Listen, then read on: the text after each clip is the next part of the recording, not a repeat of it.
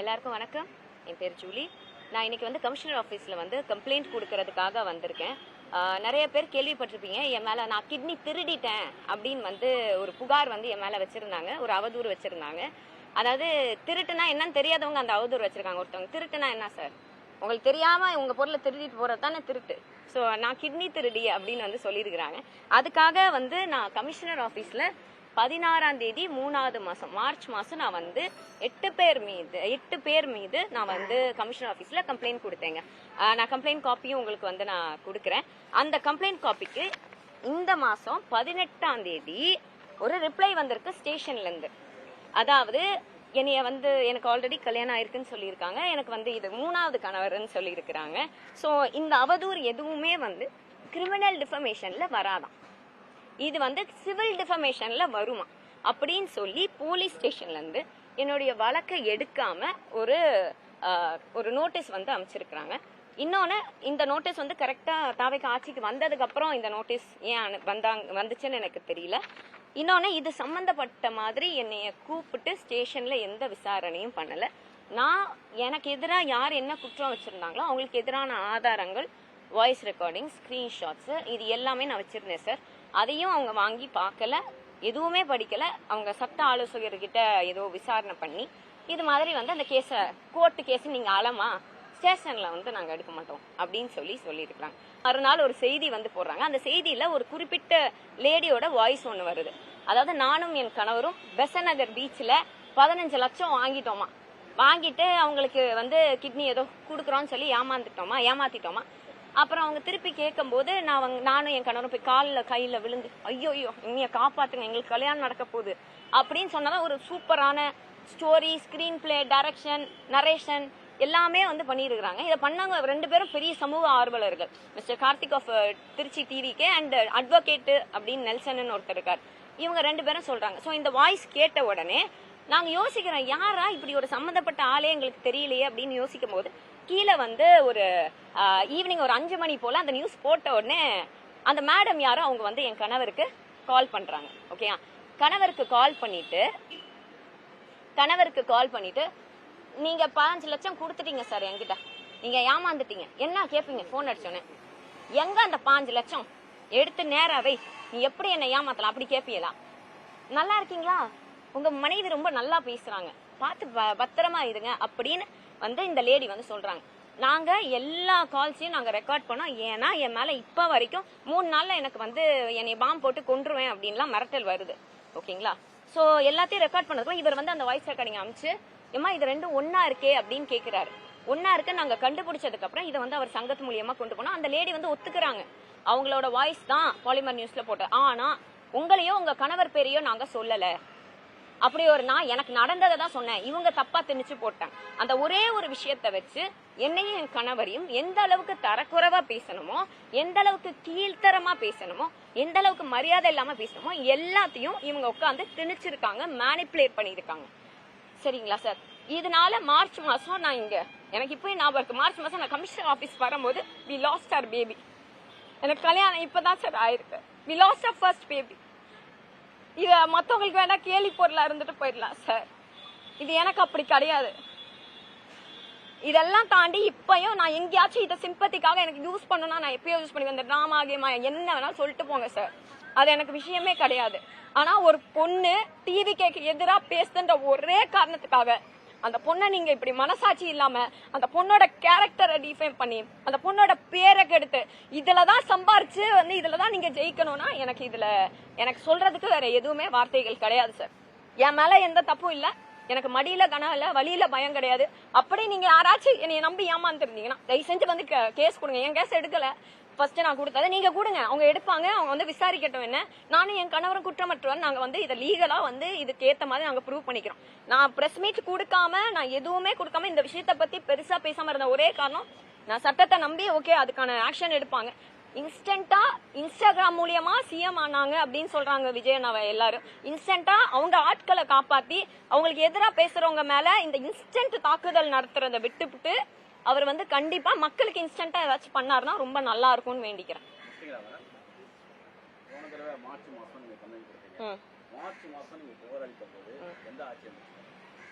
March மாசம் நான் புகார் அளிக்கும் போது திமுக மார்ச் மாசம் நான் புகார் அளிக்கும் போது திமுக ஆட்சி தான் இருந்துச்சு. இதுல எந்த சந்தேகமும் இல்ல. ஆனா அப்ப எலெக்ஷன் கமிஷன் ஆன் டியூட்டில இருந்துச்சு சார். நான் கொடுத்த அன்னைக்கு எனக்கு நல்லா ஞாபகம் இருக்கு. வெள்ளிக்கிழமை என்னால கொடுக்க முடியல. we were undergoing something very tragic. நான் கொடுக்கல. நான் திங்கக்கிழமை கொடுத்தேன். எலெக்ஷன் கமிஷன் ஆட்சி நடந்துச்சு. எதுவா எனக்கு ஒன்னே ஒண்ணு புரியுது சார். நான் திமுக ஆட்சின்றனால எனக்கு அவங்க இருக்கிற டைம்ல நான் கம்ப்ளைண்ட் கொடுக்கல. எலெக்ஷன் டியூட்டி அப்ப கம்ப்ளைண்ட் கொடுத்தேன். அது முடிஞ்சு ஒரு ஆட்சி வந்துருச்சு. அப்ப அந்த ஆட்சி எனக்கும் பொறுப்பு எடுக்கணும்ல சார். ஆமாங்க சார். திமுக ஆட்சியில எலெக்ஷன் கமிஷன் ஆட்சி. ஆமாங்க சார். ஆமாங்க சார். அவங்க தான் இருந்தாங்க. விசாரணை பண்ணிருப்பாங்க. விசாரணை பண்ணிட்டு அதோட முடிவு தான். இவங்க வந்து 20 நாள் கூட ஆகல. 20 நாள் அவங்க இல்ல சார். இத வந்து நான் ஏன் சொல்றேன்?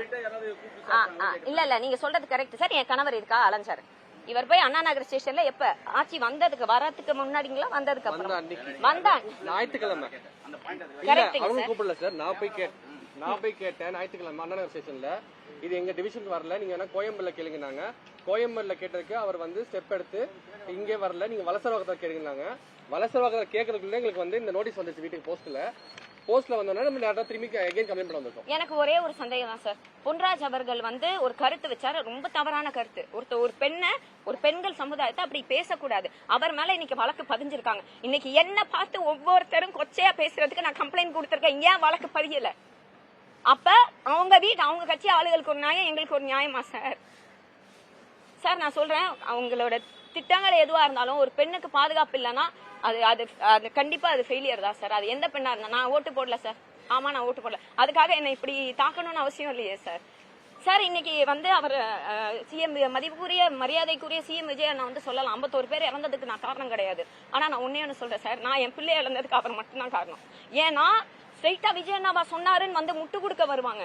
அவர் சொன்னாருன்னு சொல்லல. ஆனா இப்படி அவதூறாவும் இப்படி ஆபாசமும் பேசக்கூடிய இத்தனை ஆட்கள் இருக்காங்க, இத்தனை ஃபேக் ப்ரொஃபைல்ஸ். அவங்க கிட்ட ஒரு வார்த்தை பெண்கள் அப்படி பேசாதீங்கன்னு அவர் சொல்லியிருந்தா இன்னைக்கு நான் இதை இழந்திருக்க மாட்டேன் சார். இன்னைக்கு எனக்கு நடந்துருச்சு சார். நாங்க தாங்கிட்டு இவ்வளவு தூரம் வந்துட்டோம்.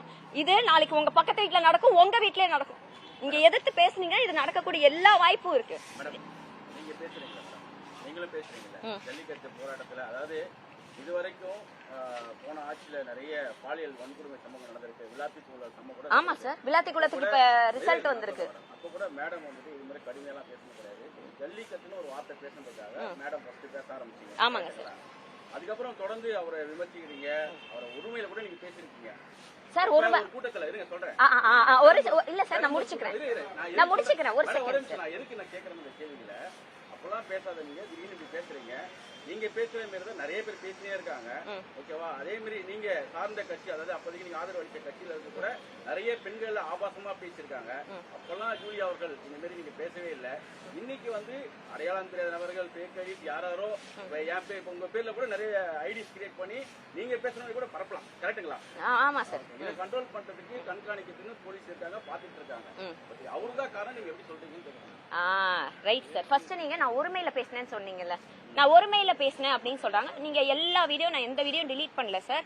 பெரம்பூர்ல வானே பாத்துக்கலாம். என்ன உங்களுக்கு கேக்குதா தெளிவா? வானே பாத்துக்கலாம், வாடா பாத்துக்கலாம் நான் சொல்லல. வானேங்கிறது உரிமைதான், வாங்கன்னா பாத்துக்கலாம் தான் கூறல்.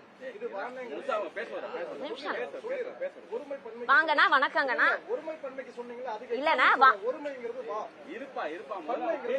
சரினா வாடாக்கும் வானன்றதுக்கும் ஒரு மதிப்பு இல்ல, ஒரு மரியாதைக்குரிய விஷயம் இருக்கா? இல்ல அண்ணா என்ன கேட்டாரு? அதான் சொல்றேன். நீங்க ஒருமை பன்மைக்கு சொல்றீங்க, நான் எக்ஸாம்பிளுக்கு சொல்றேன். ஒருமை வேற பன்மை வேறன்னு சொல்றேன். நான் எங்க ஊர் சைடுனா நான் பரமக்குடிக்காரி. பாப்பா பாத்துக்கலாம், போப்பா பாத்துக்கலாம் சொல்ல. வாங்கண்ணே உட்காருங்கண்ணே. நீங்க வந்து இதுதான் ப்ளூரல். சரிங்கண்ணா நான் தமிழ் கத்துக்கிறேன். அண்ணா நான் முடிக்கல உங்களோட இதுக்கு. ஓகே, அப்ப வந்து நிறைய பேர் பெண்களையும் டிவிகேயோட கட்சி பெண்களையும் வந்து கேக்குறாங்க, ஏன் நீங்க கேட்கலன்னா? ஆனா எனக்கு நடந்ததுக்கு நான் கேட்டுட்டு இருக்கேன். அடுத்தவங்களுக்கு நடக்குதுன்னு எனக்கு தெரிஞ்சா அதையும் நான் கேட்பேன். பெண்கள் நான் கேட்கவே இல்லை. பொதுவா பொது தளத்திற்குரிய ஒரு செய்தியாளரோ ஓகேவா யாராவது ஒருத்தவங்க ஒரு நெறியாளரோ திமுக சார்ந்த பேசியிருந்தாங்கனாக்கா அவங்கள பத்தி ஆபாசமாக அவங்க புகைப்படங்களை எடுத்து சமூக வலைத்தளத்துல பரப்பி தப்புன்னு அதுதான் அந்த டைம்ல நீங்க குரல் கொடுத்தீங்கன்னு ஒரு ஆதங்கம் அதை கேட்கறேன் நான். அந்த மேடம் அந்த டைம்ல ஒரு குரல் கொடுக்கல, ஏன் இப்ப மட்டும் ஒரு ஆக்ரோஷமா ஏன்னா வரும்போது மட்டும் ஆக்ரோஷமா வரும்போது கேட்கறாரு. அண்ணா நான் என்ன சொல்றேன், இன்னொருத்தவங்களுக்கு வரும்போது நான் குரல் கொடுக்கலன்னு நீங்க சொல்றீங்க. எந்த இடத்துல குரல் கொடுக்கணும்னு நினைக்கிறீங்க? சமூக வலைத்தளத்துல தானே பேசிட்டு இருக்கீங்க. ஆமாண்ணா, இப்ப அதுல ஒரு செகண்ட் சொல்றீங்களா, அதே இன்ஸ்டாகிராம் தான் ஜூலி பேசிட்டு இருக்காங்க. ஆமா இப்பதானே வரீங்க. போன தடவை புகார் கொடுக்கும்போது உங்களுக்காக கிட்டத்தட்ட 3 மணி நேரம் வெயிட் பண்ணிருந்தோம். ஜூலி மேடம் வருவாங்க காத்திரியே இருந்தோம், வரவே இல்லை. ஆமாண்ணா, நான் புகார் கொடுக்க இல்ல கரெக்ட்ண்ணே. நான் இப்ப எல்லாருக்கும் வந்து கேட்டவங்க எல்லாருக்கும் நான் கண்டிப்பா வந்து கொடுப்பேன், வந்து கொடுத்தேன். அன்னைக்கு நான் சொல்லலண்ணே, நான் கொடுக்காத ரீசன் நான் சொல்றேன். இல்ல அன்னைக்கு நான் கொடுக்காத ரீசன் நான் சொல்றேன். ஏன்னா எனக்கு அவங்களுக்கு எதிராக ஆதாரங்கள் என்கிட்ட இருந்தது. அதை மொத்தமும் ஸ்டேஷன்ல கொடுத்து நான் லீகலா அதை மூவ் பண்ணணும்னு நினைச்சேன். அது நடக்கல. சிம்பிள். அதுல என்ன சம்பந்தம் உங்களுக்கு? என்ன அதுக்கு ஏன் உங்களை இது பண்றாங்க? கரெக்டா கிட்னி திருட்ட இது பண்றது காரணம்? அதை நீங்க தான் சார் சொல்லணும். மேடம் நான் சொல்றேன் மேடம். நெல்சன் ஒரு புகார் கொடுத்திருக்காரு. அந்த புகாரை பேஸ் பண்ணி உங்களுக்கு நான் கேக்குறேன். கேளுங்க சார். ஷர்மிளான்றவங்க யார் மேடம்? எனக்கு தெரிஞ்சவங்க சார். ஷர்மிளான்றவங்க எனக்கு தெரிஞ்சவங்க. ஒரு 3 வருஷமா எனக்கு பழக்கம் இருந்தது. லாஸ்ட் பர்த்டே என்ன ஆயிடுச்சு, 1 வருஷத்துக்கு மேல ஆயிடுச்சு. எங்களுக்கு அவங்க பேச்சுவார்த்தை இல்லை. இது பர்சனல் ரீசன்ஸ்னால பேச்சுவார்த்தை இல்லை.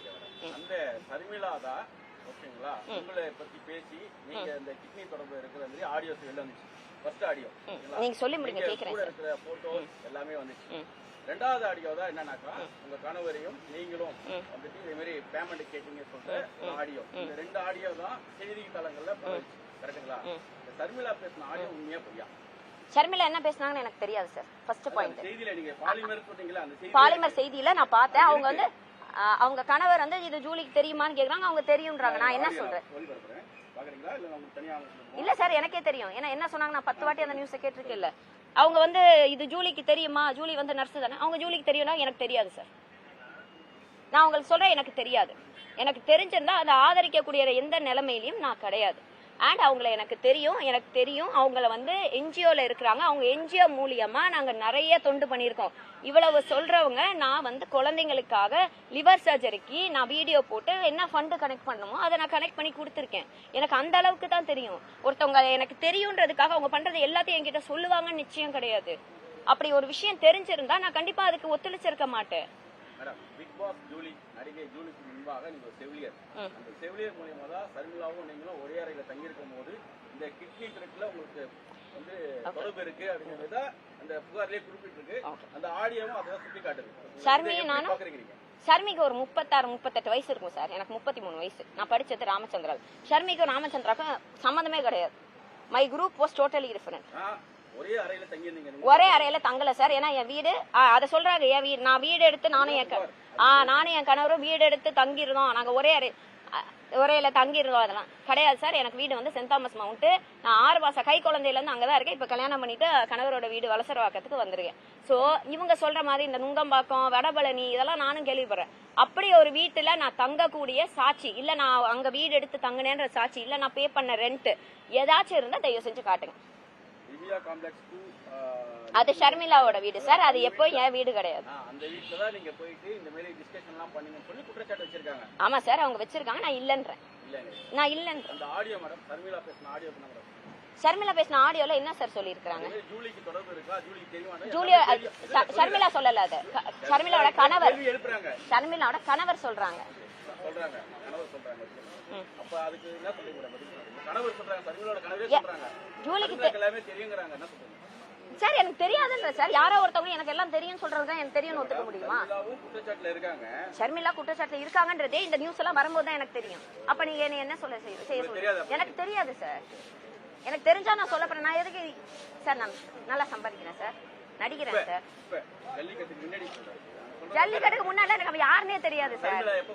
ஷர்மிளா ஒரு 2 சார் கொரோனால தாண்டி சார் 2020க்கு மேலதான் சார் தெரியும். என் ஃப்ரெண்ட் ஆஃப் ஃப்ரெண்டு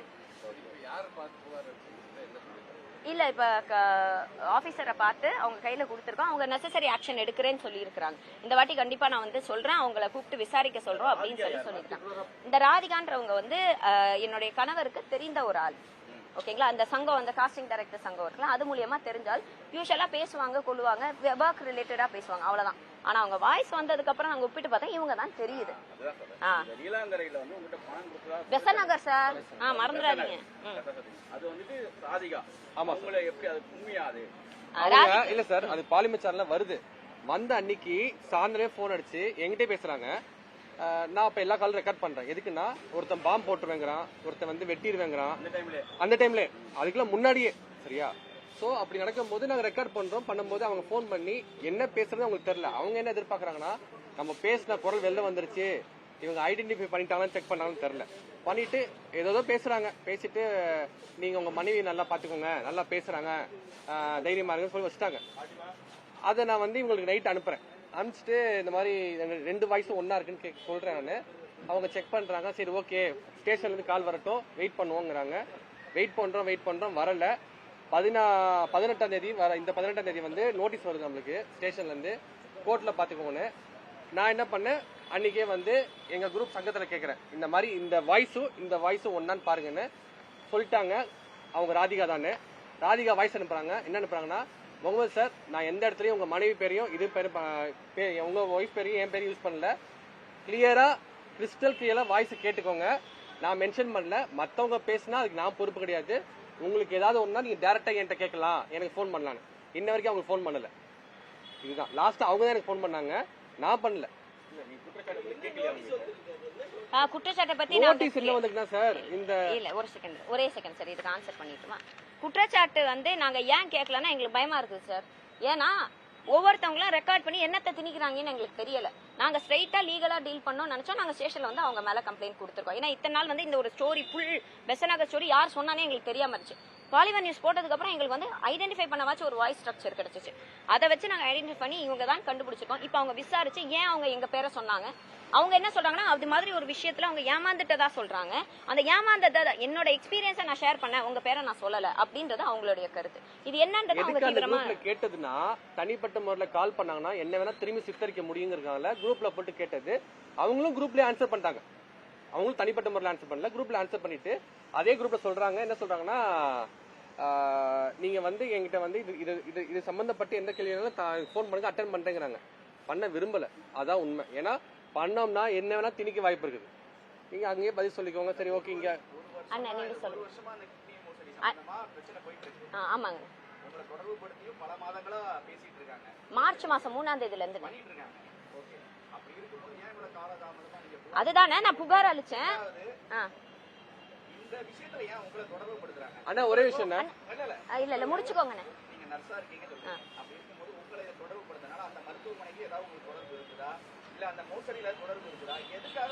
அண்ணா ஒரே விஷயம் இது நான் சொல்றேன். என்ன விஷயம்னா, ஜனவரி மாசம் கல்யாணம் பண்றோம். கல்யாணம் பண்ணது நீங்க பாத்திருப்பீங்க, நிறைய புகைப்படம் எல்லாம் வந்துச்சு, வீடியோ எல்லாம் வந்துச்சு. அப்பெல்லாம் இவங்க கிட்னி மோசடியில தெரிஞ்சவங்க, இவங்க தெரியாதவங்க விஜய் அண்ணனை பேசும்போது எப்படி தெரியுது இவங்க அப்பதான் வந்து கிட்னி மோசடி பண்ணான்னு தெரியுதா? ஏன் அதுக்கு முன்னாடி இவங்க வந்து கல்யாணம் பண்ணும்போது, நிச்சயதார்த்தம் பண்ணும்போது, போட்டோ போடும்போது, வீடியோ போடும்போது அப்ப யாருக்குமே தெரியல கிட்னில அவங்க சம்பந்தப்பட்டிருக்காங்கன்னு. கரெக்டா விஜயனை தாக்கி பேசும்போது என்ன சொல்றாங்கன்னா, அதுல கிட்னி பேசுறாங்க. அதுக்கப்புறம் ஒருத்தர் கால் பண்ணி என்ன மிரட்டுறாரு, அவரே மிரட்டுறாரு. அந்த காலம் இருக்குது என்கிட்ட, கமெண்ட்ஸ் ஆஃப் பண்ணுங்கிறாரு. சரியா? கார்த்திக் கமெண்ட்ஸ் ஆஃப் பண்ணி வைங்க, அக்காக்கு டேஞ்சருங்கிறாங்க. ஐடி விங்ல கொடுத்து அடிச்சு சொல்றாங்கிறாங்க. சரியா? இந்த ஆடியோ எல்லாம் என்கிட்ட இருக்குது. அதுக்கப்புறம் நம்மளுக்குலாம் ஒன்றும் பிரச்சனை இல்லை ப்ரோ, நான் ஜட்ஜை இன்ஃப்ளூயன்ஸ் பண்ணிடுவேங்கிறாரு. வைஷ்ணவியோட கேஸ்ல நான் ஜட்ஜை இன்ஃப்ளூயன்ஸ் பண்ணி தான் வெளியே வந்து அவர் வாயால சொல்றாரு. உண்மையா போயான்னு எனக்கு தெரியாது சார். ரெக்கார்ட் எல்லாத்தையும் உங்க எல்லாருக்கும் நான் கொடுக்குறேன், நீங்க கேட்டுக்கோங்க. நீங்க கேட்டுட்டு என்ன முடிவு எடுத்து எல்லாம் தொடர்ந்தது எப்பன்னா, கரெக்டா இந்த ஜல்லிக்கட்டுங்கிற ஒரு விஷயத்த பேச ஆரம்பிச்சதுக்கு முன்னாடி தான் ஆரம்பிச்சு. அதுக்கு முன்னாடி கல்யாணம் ஆச்சு, என் பர்த்டே வீடியோ வந்துச்சு, எல்லாம் வந்துச்சு. அப்பெல்லாம் யாரு கண்ணுக்கும் தெரியல இவங்க கிட்னி மோசடில ஈடுபட்டு இருக்காங்கன்னு. இவங்க வந்து கரெக்டா விஜய் சாரை தாக்கி பேசும்போது தான் ஞாபகம் வருது எல்லாத்துக்கும் கிட்னி மோசடில தலையிட்டு இருக்காங்கன்னு. இல்ல இன்னொன்னு கார்த்திக் வந்து என்ன சொல்றாருன்னா, என் கணவரை வந்து தெரியலன்னு சொல்றாரு. சார் ஒரு 3 வருஷமா என்கிட்ட பிக் பாஸ்க்கு சான்ஸ் கேட்டவர் தான் அவர். நான் தான் இவருக்கு இவர் நம்பரே கொடுத்தேன். நான் தான் ஜூலி நம்பரே அவர் கொடுத்தேன். ஆனா 2 பேத்தையுமே தெரியாதுங்கிறாரு. ஃபெலிக்ஸ் சேனல்ல உட்கார்ந்துகிட்டு அவர் கணவர் பேரு முகமது இக்ரீம் நினைக்கிறேன் அப்படிங்கிறாரு. ஆனா 30 வீடியோ வந்த அன்னைக்கு கூப்பிட்டு என்னை வார்ன் பண்றாரு, வீடியோ டெலிட் பண்ணுங்க, இல்லனா கமெண்ட்ஸ் ஆஃப் பண்ணுங்க, இல்லன்னா அடுத்த 2 வாரத்துக்கு நீங்க தான் டார்கெட். சார் எனக்கு அது இல்ல சார். என்னன்னா இந்த சர்மியோட நான் 2-3 போட்டோ எடுத்திருக்கேன், 4-5 போட்டோ எடுத்திருக்கேன்றதை வச்சுட்டு அவங்களுக்கு தொடர்பு இருக்கான்னு ஃபர்ஸ்ட் எனக்கு தெரியாது. அப்படி தொடர்பு இருந்தா அவங்க கூட இருந்த காரணத்துக்காக ஏன் மேல பழி போறது கொஞ்சம் கூட ஏத்துக்க முடியாது சார். அப்படி சொல்ல போனா நான் நிறைய பேரோட போட்டோ எடுத்திருக்கேன், நிறைய பேரோட பழகிருக்கேன். பழகினவங்க எல்லாரும் பண்ற குற்றத்துக்கு நான் தான் பலியாடுன்னு சொல்ல முடியாது சார். இங்க கிட்னி வாங்குறதும் தப்பு, விக்கிறதும் தப்பு சார். சட்டப்படி குற்றம். இத பண்றவங்க குற்றவாளிகள் தான். ஆனா இங்க இவங்க 2 பேர் விக்டிம்ஸ். எப்படி இவங்க எல்லாம் விக்டிம்ஸ், எதுலயும் சம்பந்தப்படாத நானும் என் ஹஸ்பண்டும் குற்றவாளி. சூப்பரா இருக்குல்ல இதுல வீடியோ ஹெல்ப் பண்ணிருக்கீங்க கிட்னிக்காக, ஏதோ ஹெல்ப் பண்ணிருக்கீங்க. கிட்னிக்காக நான் இது வரைக்கும் எதுவும் ஹெல்ப் பண்ணது இல்ல சார். நான் வந்து லிவர் சர்ஜரிக்கு குழந்தைங்களுக்கு நான் வீடியோ போட்டு பைசா வாங்கி கொடுத்துருக்கேன். இது பிக் பாஸ் அல்டிமேட்லயும் நான் சொல்லியிருக்கேன் என்னோட பிரஸ் மீட்ல. உங்களுக்கு வேணும்னா நாங்க யூஸ்வலா என்ன பண்ணுவோம்னா வீடியோ போடுவோம், ஃபண்ட்ஸ் ஃபுல்லா கலெக்ட் பண்ணதுக்கு அப்புறம் அந்த வீடியோ ஆர்ச்சீவ் பண்ணி வைப்போம். என்கிட்ட அந்த ஆர்ச்சீவ் வீடியோ இருக்கு சார். சார் இது ஃபண்ட் கலெக்ஷன் சார், லீகல். நீங்க சொல்ற மாதிரி லீகலா பண்ணி ஹாஸ்பிட்டல்ல கொண்டு போய் அந்த செக்கப் அவங்க கையால கொடுத்து எல்லாமே இருக்குங்க சார். எனக்கு அதுதான் சார் தெரியல. கிடையாது சார். இல்ல மேடம், முறைகேடுனா கிட்னியை திருடி நீங்க ஒருத்தருக்கு கொடுத்தீங்கல்ல, அவங்க என்ன சொல்றாங்க சார் கிட்னியை திருடுன தப்பு சார். இல்ல மேடம், ஒரு நிமிஷம் சொல்லிடுறேன் மேடம். அவங்க என்ன சொல்றாங்கன்னா ஒரு கவர்மெண்ட் ஹாஸ்பிட்டல்ல கூட கிட்னி வாங்குறதுக்கு வந்துட்டு நிறைய பேர் இருப்பாங்க. அவங்களுக்கு முன்னாடி வாங்கி தரேன் அப்படின்னு சொல்லிட்டு ஜூலி வந்துட்டு இது மாதிரி அப்படிதான் இந்த சோ கால்ட் ராதிகா ராஜ்குமார் எங்க மேல குற்றச்சாட்டு வச்சிருக்காங்க. கரெக்ட் கரெக்டா சார்? அதுல ஏதாவது உதவி பண்ணீங்களா நீங்க? நான் எதுவும் எனக்கும் இல்ல சார். எனக்கு அவங்களுக்கு சம்பந்தம் கிடையாது. எனக்கு இது சம்பந்தமான டாக்டர்ஸையோ இல்ல நர்சஸையோ இல்ல நீங்க சொல்ற மாதிரி இந்த ஹாஸ்பிட்டல்ஸையோ அவங்களுக்கு எனக்கு எந்தவித கான்டாக்டுமே கிடையாது சார். இல்ல நீங்க செவிலியரா இருக்கீங்க மேடம், உங்களுக்கு கான்டாக்ட் இல்லங்கறீங்க. அது கேக்குறாங்க சார். நான் செவிலியரா இருந்த 2017க்கு முன்னாடி. ஓகே கரெக்டா? 2017 வந்ததுக்கு அப்புறம் நான் எந்த ஹாஸ்பிட்டலையும் வந்து செவிலியராலாம் வேலை செய்யல. அதுக்கப்புறம் என்னோட கான்டாக்ட்ஸும் அப்படியே குறைஞ்சிருச்சு. என்கிட்ட வந்து இப்ப வந்து ஒரு நல்ல கைனகாலஜிஸ்ட் சொல்லுங்கன்னா எனக்கு தெரிஞ்ச கைனகாலஜிஸ்ட் சொல்லுவேன். கார்டியாலஜிஸ்ட் சொல்லுங்களா, நான் கார்டியாலஜி டிபார்ட்மெண்ட் வேலை செஞ்சேன், நல்ல கார்டியாலஜிஸ்ட் சொல்லுவேன். நான் நர்ஸ்ன்ற ஒரே காரணத்துல நான் கிட்னி திருடுவேன் அர்த்தமா சார்? நிறைய தொடர்பு இப்ப சொல்றீங்களா மேடம், நிறைய பேர் மருத்துவரை ரெஃபர் பண்றாங்க. அந்த இது ரெஃபர் பண்ணீங்களான்னு கேட்டேன். நான் யாரையும் ரெஃபர் பண்ணல சார். எனக்கு இந்த டிபார்ட்மெண்ட் சம்பந்தப்பட்ட ஆளுங்க யாரையுமே எனக்கு தெரியாது சார். ஆமா சித்ரா மேம் இப்ப